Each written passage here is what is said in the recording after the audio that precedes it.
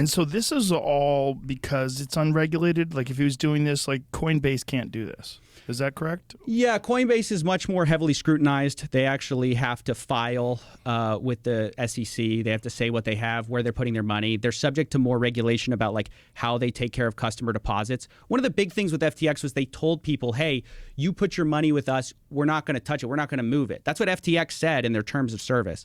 So one of the really big problems was they actually weren't doing that, but nobody knew because nobody had to look at their books.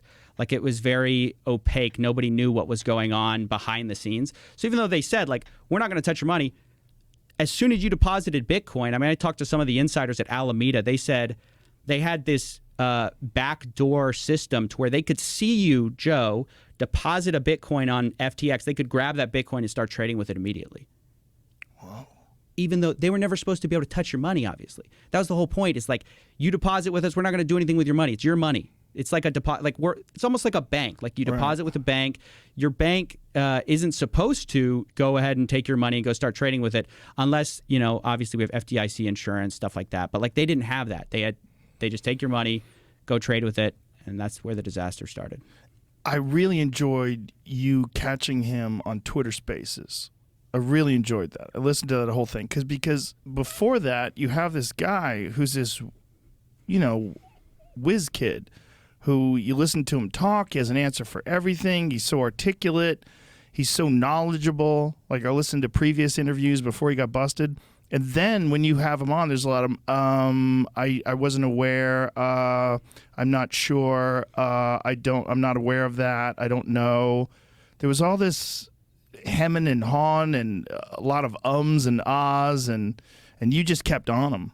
It was amazing that first of all, it was amazing that he felt like he could do something like that. Like, why would he publicly communicate? This is why it's so interesting to me to look at fraud. Like, this is why it fascinates me, as well as I think it's an important thing to expose. But like, I'm interested in the characters who perpetuate fraud because they're such interesting psychological case studies. Sam Bankman-Fried, you could probably write a whole book about the fact that this guy, he got away with lying so long and perpetuating this image of himself as this generous billionaire. He's sort of the next Warren Buffett, that when everything goes wrong, he thinks he can reestablish control because he's so smart. He is such a good liar that he's like, I can just lie my way out of it. So I think that's why he ultimately talked. His idea was, if I lied my way into it, I can sort of lie my way out of it. And this is what he did. So prior to this, I'd interviewed him twice before, and I had kind of gotten hamstrung with he's just so good at dodging stuff. Did you interview him before the scandal? No, not before the scandal. So it's like as it was going down. As it was going down, he goes on all these Twitter Spaces. He doesn't want to. He's doing interviews with everybody. I ask him, and he doesn't want to talk to me.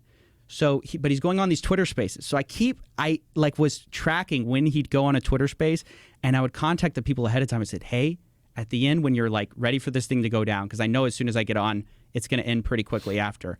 I said, let me on. Let me ask him some real hard questions. Because all these guys are like, Sam, we appreciate your transparency. All these kind of kissing up a little bit. But I was just like, somebody has to ask him some real questions. So I had 2 prior little Twitter Space interactions with him. And he kept getting away with the fact that he blamed all the wrongdoing of FTX on Alameda Research. And he said, I don't control Alameda Research. Even though he was the owner, he's no longer the CEO as of 2020. He hands it to this, a girl he actually had a relationship with, Caroline Ellison, right? And she supposedly controlled it. He said, she did everything. I don't have access to the book. Like, I basically knew nothing. So anytime you'd call him out on an issue, you'd say, where's the money? He goes, well, I don't know. It's gone. It's Alameda Research. Ask Alameda.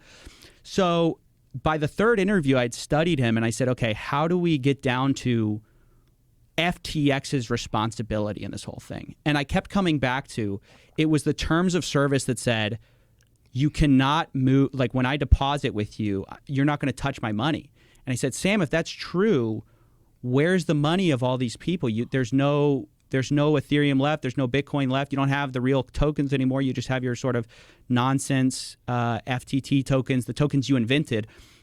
And he said, well, there were some margin trading accounts. And I'm like, no, but there were people who didn't trade with margin. There were people who just put their money with you. And all they wanted was they wanted to store some Bitcoin with Tom Brady. They wanted to be alongside Tom Brady. So he's like, well, there was fungibility between wallets. And it's like, well, what's fungibility mean? It means whether you were a guy withdrawing who is this degenerate day trader, or you were a grandma who just put one Bitcoin on there, or, more likely the grandson, he treated all the accounts the same. So when everyone came running for the money, they just withdrew until nothing was left. And ultimately, because they had lost billions of dollars, it left billions of dollars in credit claims, basically. They didn't have the money. And so now it's trying to be sorted out by the guy who literally unraveled Enron. And he says, this lawyer goes, it's worse than Enron.